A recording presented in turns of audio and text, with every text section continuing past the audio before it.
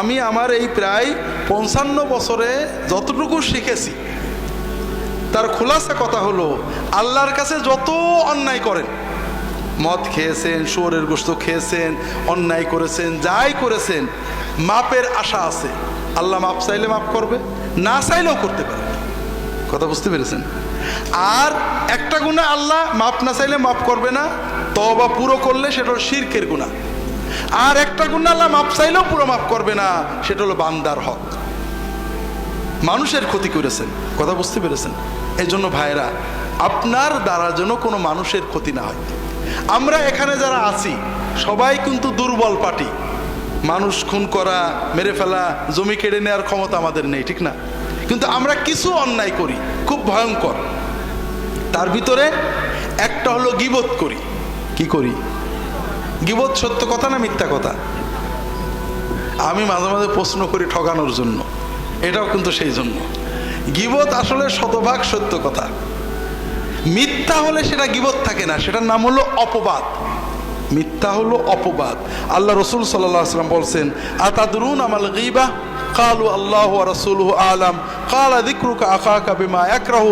ক্বালু ইয়া রাসূলাল্লাহ রাআইতা in কানা ফি আখি মা আকুল। ক্বালা ইন কানা ফি আখিকা মা তাকুলু ফাকাদ ইগতাবতা ওয়া ইন লাম ইয়াকুন ফিহি মা তাকুলু ফাকাদ বাহাত্তা আও কামা ক্বালা সাল্লাল্লাহু আলাইহি ওয়াসাল্লাম।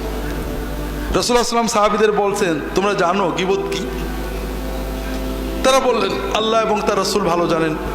রাসূলুল্লাহ সাল্লাল্লাহু আলাইহি ওয়াসাল্লাম বললেন, তোমার ভাই সম্পর্কে তার গীবতে তার অনুপস্থিত অবস্থায় এমন কথা বলবে যে এটা শুনলে তার মন খারাপ হবে। সাহাবীরা প্রশ্ন করলেন যে ইয়া রাসূলুল্লাহ, এইরকম জিনিস যদি তার সত্যিই থাকে? রাসূলুল্লাহ সাল্লাল্লাহু আলাইহি ওয়াসাল্লাম বললেন, যদি সত্যই এরকম জিনিস থাকে তাহলে সেটা গীবত, আর যদি মিথ্যা বলো সেটা অপবাদ। তাহলে গীবত হওয়ার জন্য দুটো জিনিস শর্ত, একটা হলো সত্য হতে হবে, আর একটা এমন কথা যেটা তার পিছনে বললে সে শুনলে তার খারাপ লাগবে, কষ্ট পাবে। কথা বুঝতে পেরেছেন? আর অপবাদের কথা একটু পরে যাচ্ছি। আল্লাহ রসুল সাল্লাল্লাহু আলাইহি ওয়াসাল্লাম বসে আছেন, তার পাশে তার স্ত্রী আয়েশা রাদিয়াল্লাহু তাআলা আনহা বসে আছেন। এমন সময় আর এক স্ত্রী সফিয়া রাদিয়াল্লাহু তাআলা আনহা তার কাছে এসেছেন, কয়েকটা কথা বলে তিনি চলে গেছেন। আয়েশা রাদিয়াল্লাহু তাআলা আনহা বলছেন, ইয়া রাসূলুল্লাহ হাসবুকা মিন সফিয়া কাযা ওয়া কাযা। তা আয়েশা রাদিয়াল্লাহু তাআলা বলছেন যে ইয়া রাসূলুল্লাহ, আপনার স্ত্রী সফিয়া, তার তো এই ত্রুটি আছে। কথা বোঝেননি? কথা বুঝতে পেরেছেন? আয়েশা সত্য বললেন না মিথ্যা বললেন? সত্য বললেন। সফিয়া চলে যাওয়ার পরে আয়েশা একটা সফিয়ার সত্য দোষের কথা বললেন যে আপনার স্ত্রী সফিয়ার এই দোষ আছে। আয়েশা রাদিয়াল্লাহু তাআলা আনহার এই কথা শুনে রাসূলুল্লাহ সাল্লাল্লাহু আলাইহি ওয়াসাল্লাম বললেন, ইয়া আয়েশা লাকাদ কুলতি কালিমাতান লাউ মুজিশাত বিমাইল বাহরি লামাজাজাত। আয়েশা, তুমি এমন একটা কথা বললে, একটা বাক্য বললে, এই বাক্যের ভিতরে এত দুর্গন্ধ, এত ময়লা, এত নাপাকি, এত পাপ আছে যে সমুদ্রের পানিতে এটা ঠেলে দিলে, সমুদ্রের পানির ভিতরে এই বাক্যটা ফেলে দিলে পুরো সমুদ্রের পানি নাপাক হয়ে যাবে।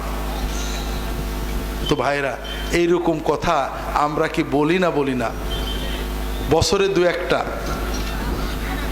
হাজারিন, 5 জন 2 জন মেয়ে এক জায়গায় হলে কথা বলেন, অমুকের বাড়ি দাওয়াতে গেছিলাম, এই দুল পরেছে, এই ফুল পরেছে, এই শাড়ি পরেছে, এই রান্না করেছে ইত্যাদি সমালোচনা করেন না?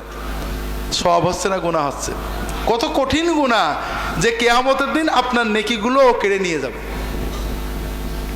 আমরা 5 জন এক জায়গায় বসলে ইমাম সাহেব, মৌলানা সাহেব, মন্ত্রী সাহেব, অমুক সাহেব গীবত করি না?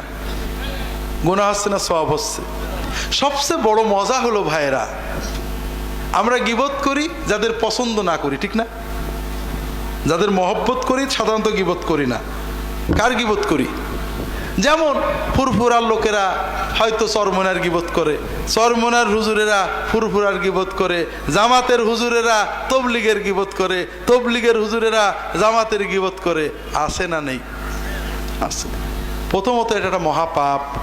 2 নম্বর কথা, ওই যার গীবত করলেন কিয়ামতের দিন আপনার জিকির, ওজিফা, জিহাদ, তাকওয়া, তওবা সব সওয়াব কেড়ে নিয়ে যাবে। কাজেই ভাইরা, আমার অনুরোধ হল না যাই। কথা কি বুঝতে পেরেছেন? মদের পাপের তওবা সহজ, গীবতের পাপের তওবা সহজ না।